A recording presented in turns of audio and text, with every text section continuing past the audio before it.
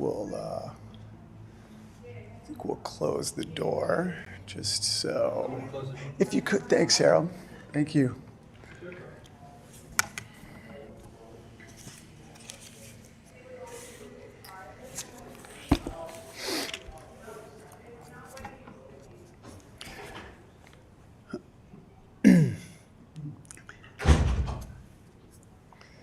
All right.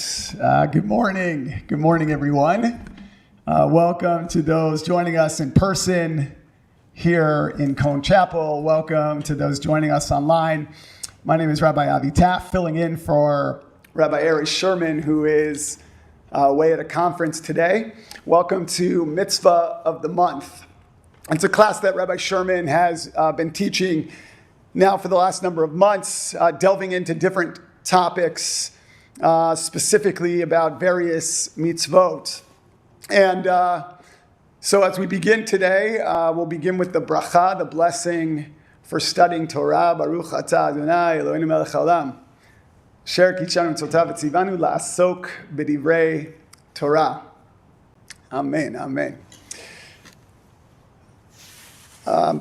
Be remiss if I didn't mention, especially because today the mitzvah that I want to delve into a little bit together is the question of whether or not it is a mitzvah for us to live in Israel. And so I'd be remiss if I didn't mention that today, yesterday, we just commemorated 30 days since the atrocity that took place on October 7th in Israel. Countless innocent civilians murdered, women, children, men, grandparents. Now the number is 240 hostages taken into Gaza. It's now been 31 days. And so as we study Torah today, we dedicate our learning to the memory of those whose lives have been taken from them, and dedicate our learning to the freeing of the hostages. And I want to encourage all of us today, I may end a little early, I tend to be a little brief, to take that time at the end of this session and call senators, members of Congress, and advocate that they work harder each day to free the hostages. So I encourage everyone to take the time to do that today and every day as we keep praying for all of our people, for all the people of Israel. Pray for the safety and well-being of the men, women, children, babies, our elders, 240 who are being held captive, being held hostage in Gaza. So the question arises, the mitzvah that we're talking about today, is whether or not it is specifically a mitzvah to live in the land of Israel. Is it a mitzvah to live in the land of Israel? Are we obligated as Jews? We know that the word mitzvah literally, although some people might translate it as good deed, we know it literally means commandment. So the question we might be asking ourselves is, are we obligated? Are we commanded? Are we obligated to live in Israel? Now, we all know that there are lots of reasons why one may not be able to just be able to pick up and move. But should we have that personal objective to relocate? Is that something that, as Jewish people, we should feel obligated to do at some point in our lives, to move to Israel? And we're not going to necessarily resolve this question today. But hopefully throughout the conversation, we'll be able to clarify some of the issues surrounding these ideas. So there are two main sources that talk about whether or not this is a mitzvah. The first is Maimonides, who was born in born in 1135, Moses ben Maimon. And Maimonides, otherwise known as the Rambam, is really the decisive voice on mitzvot. He wrote a book called Sefer HaMitzvot, where he details every mitzvah in the Torah. In his detailed explanation of every mitzvah in the Torah, according to Nachmanides, so that is Moses ben Nachman, who was somewhat of a contemporary. He was born about, I believe, 58 years after the Rambam was born, although in different parts of the world. He actually challenges Maimonides. He challenges Maimonides because he says Maimonides actually doesn't list the mitzvah of living in Israel as among the mitzvot in the Torah. So if you, and Nachmanides, otherwise known as the Ramban, it gets confusing, Rambam. I guess you have to enunciate so you know who you're talking about. But Ramban and Rambam, right? So Ramban, Nachmanides, points out, he says, first of all, this actually, and lately this has been bothering me, those who say that we Jews are not indigenous to the land of Israel. That is a statement, right, by those who are advocating for a Palestinian state, that the Palestinians are indigenous and the Jews are not. And so I don't quite understand the argument. I was actually having a conversation with a Palestinian woman about this, and then she actually agreed that some Jews might be indigenous, but others are not. And specifically, she mentioned Jews who came over after post-Holocaust. She would argue those are colonialist Jews who came to the land of Israel, who came to Palestine, she would say, and tried to usurp the land. And so I don't like the word argue, but I tried to, in conversation, talk about this idea that actually our people, which we know historically, were exiled from the land of Israel, right? And we were dispersed all over the world. So it is not just plausible. We know that Jews ended up in lots of places, including Eastern Europe. And if we were talking about a colonialism, right, one might say that if we chose, let's say, Uganda as a place where the Jewish people would create a homeland, well, you could say that would be a colonialist state. We have no connection to Uganda, no biblical connection, no historic connection to Uganda. But to the land of Israel, we know. We know from the Torah. We know from history. We know from both religious documents and historical documents that the Jewish people have had a connection to the land of Israel going back 2,000 years or more. So the first place that Nachmanides goes to is the Torah. And if you want, you can open up a Chumash. I invite you to. The first place that we'll look is in Bamidbar. Bamidbar, the book of Numbers, chapter 33, verse 53. What does it say? You shall possess the land and you shall settle in it. For to you I have given the land to possess it. That is, according to Nachmanides, right? According to Nachmanides, according to the Ramban, we are not permitted to leave the land in the control of any other nation, that we are required to possess it. Right? Again, in other words, according to Nachmanides, this is a positive commandment. You shall possess the land and settle in it. But Nachmanides goes on to quote many passages from the Torah that seem to confirm this idea. One of the proofs that he shares is a little earlier. We know the story of the spies in Bamidbar. Right? If you want to turn Bamidbar 14:23. You can go back to 1423. 1423, right? The spies discouraged the people of Israel from going into the land, right? The people of Israel heed the advice of the spies and they refuse to enter. And we know, right, the spies and the nation are punished for this rebellion against God.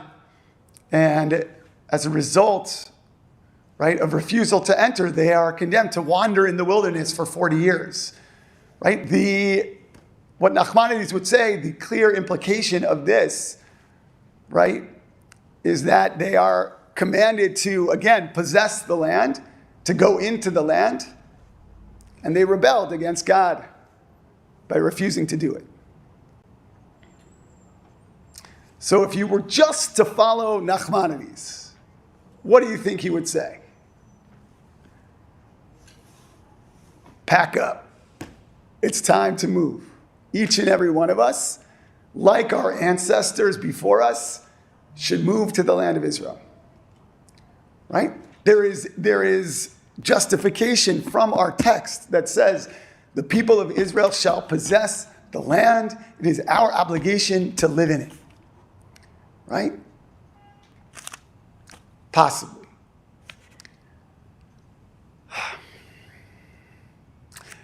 Maimonides, on the other hand, is less easily understood.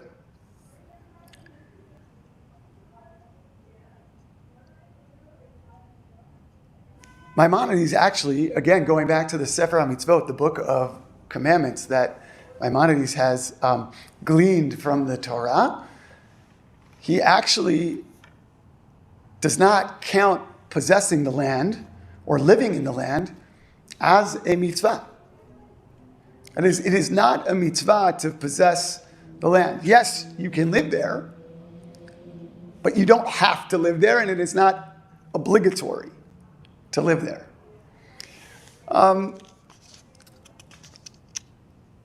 Here's an interesting idea. And there's a rabbi by the name of Yitzchak de Leon, and he wrote a commentary which he called Megillat Esther, surprisingly. There are 2 Megillat Esters. Did we know that?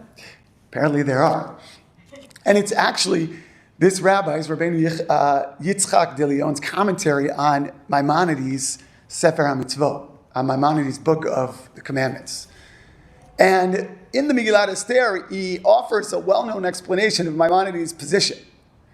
He explains that according to Maimonides, a commandment can only be included among the 613 mitzvot if it applies for all generations. Well, how wouldn't this mitzvah apply to all generations? The mitzvah of possessing the land. Who was the mitzvah of possessing the land given to?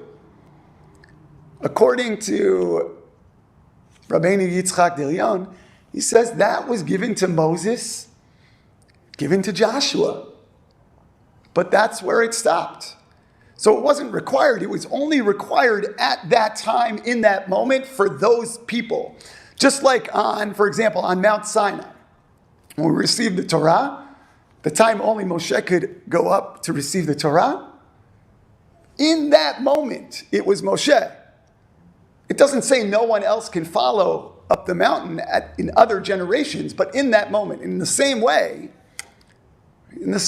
I think what the Megillah said that Rabbeinu Yitzchak de Leon is arguing is that possibly, this specific mitzvah was given only to Moses and Joshua and the people of Israel at that specific time, right? And he continues, they were commanded to possess the land, right? And it continued to be binding and active until the exile from the land of Israel. But he continues, but with the exile, that command was suspended.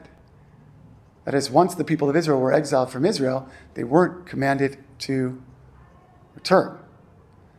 He would say that command will reemerge with the Messianic era. Once the Messiah, the Mashiach, returns, then it is upon all of us to return to the land of Israel. Now we know there are ultra-religious, there's a faction of the ultra-religious, I believe they're called the Neturei Karta, who actually believe this, right? They stand up against the modern state of Israel and say, no, the Messiah has not come yet, and therefore we should not be returning to the modern state of Israel because we have not returned from exile, and we will only return from exile once the Messiah comes. This seems to be a very fringe idea. And so while they might agree with the Megillat Esther, with Rabbi Yitzchak de Leon, I'm not quite sure it holds water. That is, I'm not quite sure that we can't say today we have, again, a sovereign state of the Jewish people. Shouldn't we be able to then say the exile has ended?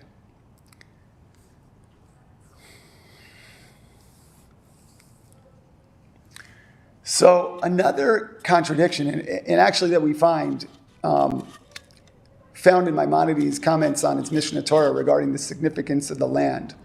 And interestingly, even though Maimonides does not include the commandment to live in the land of Israel in his body of work, the Mishnah Torah, in the Mishnah Torah, he actually says, and he states, that a person should live in the land of Israel. So what's the difference? What's the difference between the statement, it is not a commandment to live in the state of Israel, and a person should live in the land of Israel? Your thoughts? You're not obligated. Not obligated. You're not obligated to live there, but you should. Right, Jennifer? So maybe, right, it's not a commandment, but it's a strong recommendation. Right? You should live there. As Jews, you should live there. Right? Maimonides states that a person should live in the land of Israel, even in a city that is dominated by, right, another majority.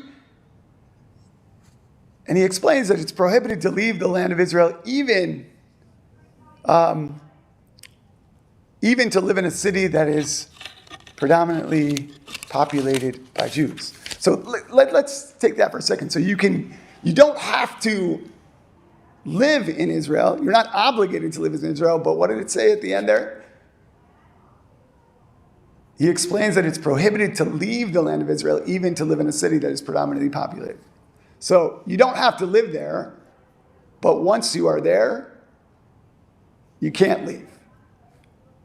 Is that what he's saying? No, you have to live there spiritually. Okay. So Harold's saying we have to live there spiritually.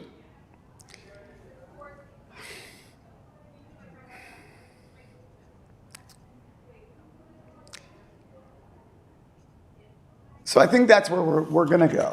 And we can fast forward through a few of the other arguments. But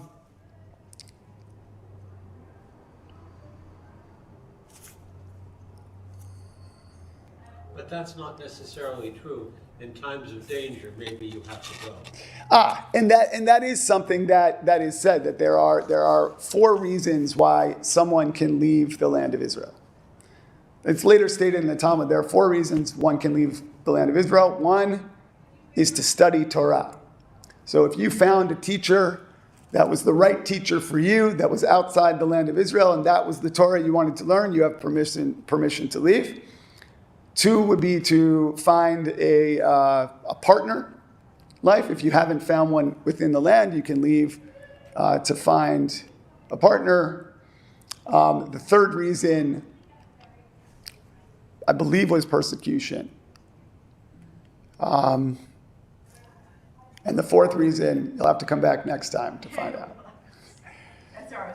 That's the assignment. Find the 4th reason. So, question I still want us to grapple with is, why does Maimonides not count this obligation to live in the land of Israel as one of the 613 mitzvot? Why is it recommended? Why is it not counted? It clearly says, you shall possess the land.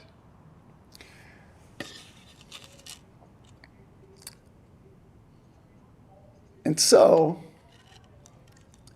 if you look at the simple reading of Sefer HaMitzvot, shows that he really did not include living in the land of Israel as one of the 613 mitzvot. And he states, the Rambam stated, it's permitted to live anywhere in the world. In the Sefer HaMitzvot, he said it's permitted to live anywhere in the world except, any ideas where he might say one might not be allowed to live?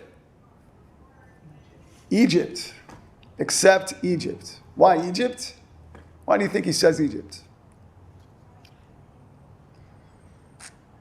Spiritual bondage. Spiritual bondage. So not just if we were once there was physical bondage of our people within Egypt, but it reminds us of the physical bondage. Is that the spiritual bondage that you're referring to? Yeah. Okay, why else? Idolatry. So what is Egypt to us? To the Jewish people, Egypt is the opposite of what we aspire to be. What's that? Say that again. It defines us as a unique people. Yeah. Egypt is the absolute opposite. Egypt is the absolute opposite of who we are and who we hope to be. So that spiritual bondage, right, is Harold, that you shared is that idea that it's the opposite of our aspirations as a people, as individuals and as a people, right? So the language that Maimonides uses for the allowance to live anywhere is that it's mutar, that it's permissible.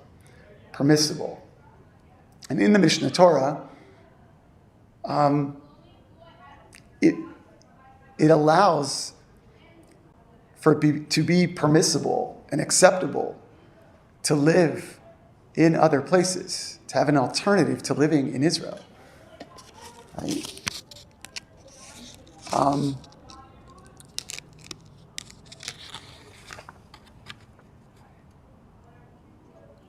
And it would be really contradictory, right, of the Rambam to write that a person can live anywhere they want, but is obligated to live in the land of Israel. Right? Those are two contradictory statements. But then here's where it gets confusing. The Rambam actually quotes the Talmud, the Talmudic teaching that says a person should always live in the land of Israel. And this is what caused a lot of confusion about the Rambam's position. It is clear from the Rambam's use of the quote that the Rambam understood that one should, not must. So maybe there is a difference between should and must, but it's clear that he believed that one should live in the land of Israel. But that's the question. What does the word should connote? What does it mean? Right? How do we define the word should? Is it must? It's a question. So, quickly, I want us to turn to Dvarim. In the book of Dvarim, this is going to seem so disconnected, but it's not. So, if we turn to the book of Dvarim, chapter 11, verse 18. What's your page? That's a good question. Dvarim 11:18.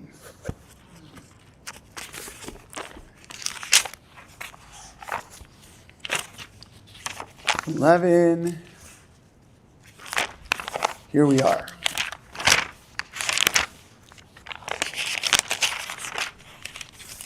So if we look at Dvarim 11:18, we know that these verses are talking about what?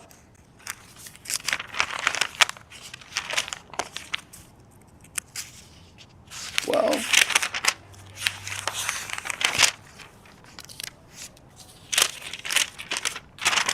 do these look familiar?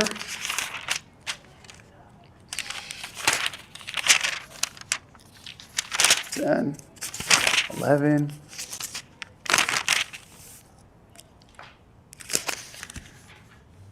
ושמתם את דברי אלה על לבבכם ועל נשיכם, וקשרתם, ושמתם דברי אלה על לבבכם ועל נשיכם, וקשרתם אותם להיות על ידיכם, והיו לטוטפות בין עיניכם. Does it sound familiar? Yeah. What's it from? It's, From Shema. yeah, it's similar to the verses of Shema, right? That we should enjoin, impress upon these words upon our heart, bind them as a sign on our hand, let them serve as a symbol on our forehead, teach them to our children, right? These are about the mitzvot, right? So Rashi, specifically, the 11th century commentator, Rashi, what does Rashi say? Rashi says, and this is why it connects, that even when we are in exile, we should continue to practice the mitzvot. We know that. We practice them all the time, right? We must wear tefillin, observe the mitzvot, mezuzah, teach our children, etc., etc. Rashi continues, we should continue to practice the mitzvot so that they will not be new to us when we return to the land of Israel. So he uses that as his reason for not declaring it a commandment. Yes. So then it's not actually, right, then the commandment to live in Israel isn't necessary. Right? So what is Israel to the commandments? I guess that's the question. If you had to say what is Israel, what is the land of Israel to the commandment, there's a connection, right, between. So it's not a commandment, it's home. So it's home to the commandments. What would you call that? What would you call that if you had to think about that metaphorically? The home for the commandments, the place. It's the tabernacle, it's the heart. The what? Say that again. The hearth. The hearth. Heart. The heart. The hearth, like the fireplace. It's Right. The tabernacle. It's the Holy Land. Yeah. That's one. It's the Holy Land. It's the heart. I thought I heard you say heart. Jennifer, did you say heart? I didn't until you. I said Yeah. actually said hearth, but Hearth. hearth is even better. No, heart is and right. So if you think about it, we know there are some mitzvot that are clearly tied to the land of Israel, right? The mitzvot of Shemitah, of laying the land lie fallow, right? In the 7th year, in the Jubilee, or the 50th year, right? We know that there are lots of different commandments that had to do with the Beit HaMikdash, right? That was within the land of Israel. And there are some that only apply to the land of Israel. But according to Rashi, according to this read of Rashi, right, most mitzvot aren't necessarily tied to the land of Israel. Observing Shabbat, the laws of kashrut, right? Those seem like personal obligations, right? And they are observed regardless of place of residence, wherever we live, right? And the mitzvot, even of tefillin, mezuzah, they don't necessarily have an apparent connection to the land of Israel.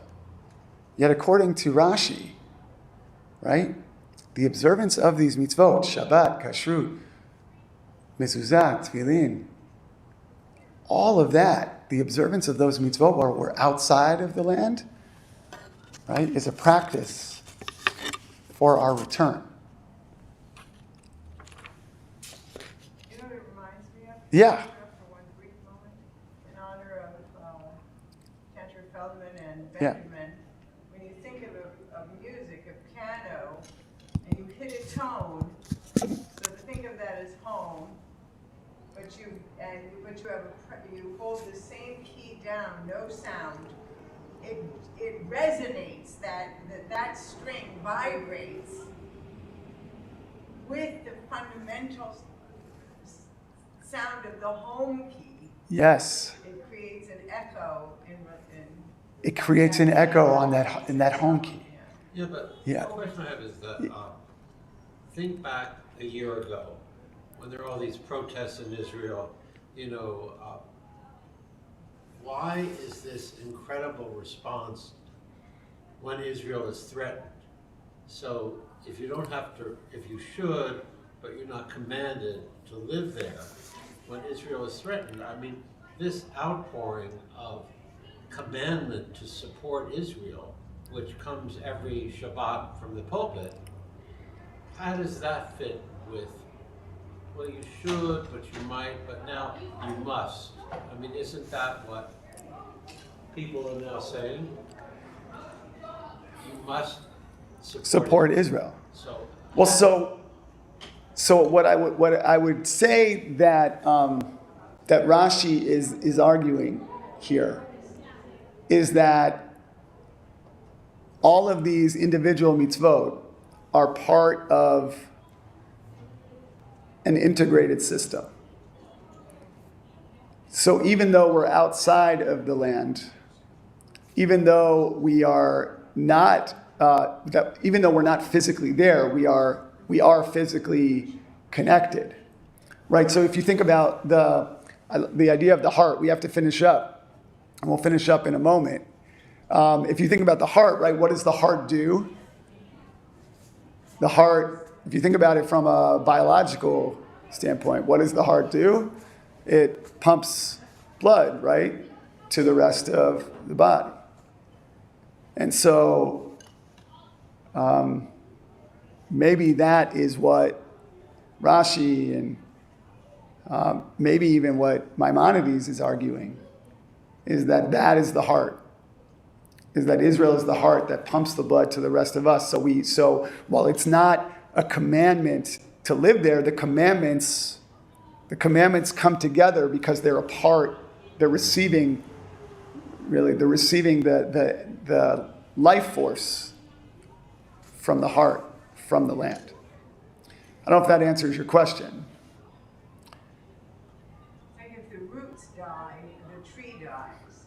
Mm. So Beautiful. we have to be, if we let the heart die, that's why it's a commandment to support it, maybe is in the sanctity of life, that life is Jewish life everywhere. If Israel fails, Jewish life everywhere. Beautiful. Right, beautiful. Another way I think I'd say it is that,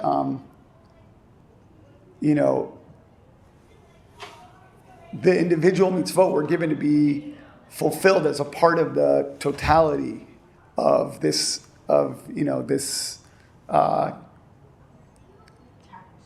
tapestry. I love that, of this tapestry. And fundamental to the tapestry is the land. So whether we are there, living there, or we're living outside the land, we know that the land is fundamental to who we are as individuals and as a people. I think with that we have to go. Our middle schoolers are anxiously awaiting to come into Cone Chapel. Thank you all for joining us. We'll see you next month. Rabbi Sherman will be back with us. Again, he's away at a conference in Milwaukee, and he'll be back with us very, very soon, and back next month to teach Mitzvah of the Month. Thank you, Jennifer. Thank you, Errol, for joining us. Yom Tov. Be well. Sorry, we have an assembled. Yeah, It's okay. sorry, we have speakers and everything. Oh, sorry. Hub of activity. A hub. The hub. The hub. All right. Taller every week. Oh my God. You're even taller. that's a question. That's a real question. So, My mom has cataract surgery. surgery, so I got it. I hope she's okay. Oh, thanks, sorry, sure. Wait, spread them out, guys. Spread them out. Spread them out. Spread them out. What does it mean to establish? Miss Lopez, which row are we sitting in? Which row are we sitting in? We're sitting in these two rows right now. Oh, you guys are sitting here. So I did No, this is right. No, that's here. Just the two rows. Showing us, Dave.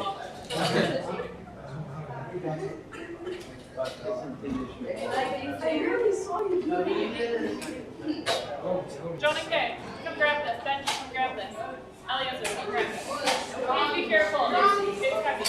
No, it's heavy. I did not know you could take Go carefully. slide it there and then You can have it. London, what's your role? Where are you sitting?